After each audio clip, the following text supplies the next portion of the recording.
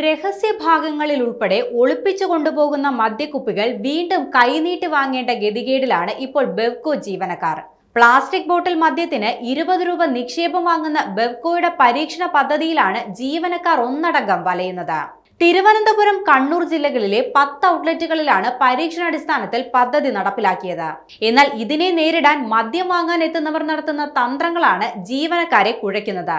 20 രൂപ അധികം നൽകി വാങ്ങുന്ന മദ്യത്തിന്റെ കുപ്പി തിരികെ നൽകിയാൽ ഈ പണം തിരികെ നൽകുന്നതാണ് പദ്ധതി. 20 രൂപ നഷ്ടപ്പെടാതിരിക്കാൻ വേണ്ടി മദ്യം വാങ്ങി പുറത്തിറങ്ങിയാൽ ഉടൻ കയ്യിലുള്ള മറ്റൊരു ബോട്ടിലേക്ക് മദ്യം മാറ്റിയതിനു ശേഷം കുപ്പി തിരികെ നൽകുന്നതാണ് പ്രധാനമായും എല്ലാവരും പയറ്റുന്ന രീതി. കിലോമീറ്ററുകൾ സഞ്ചരിച്ച് തിരികെ വരാനുള്ള ബുദ്ധിമുട്ടുകൾ ഒഴിവാക്കുന്നതിന് വേണ്ടിയിട്ടാണ് മദ്യപാനികൾ ഈ മാർഗം സ്വീകരിക്കുന്നത്.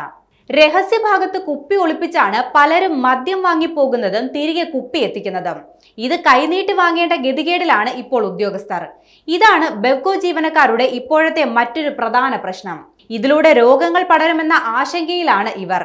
കൂടാതെ കുപ്പി തിരികെ ശേഖരിക്കാൻ കുടുംബശ്രീയിൽ നിന്നുള്ള പ്രത്യേകം ജീവനക്കാരെ നിയമിക്കുമെന്ന പ്രഖ്യാപനവും നടപ്പിലായിട്ടില്ല.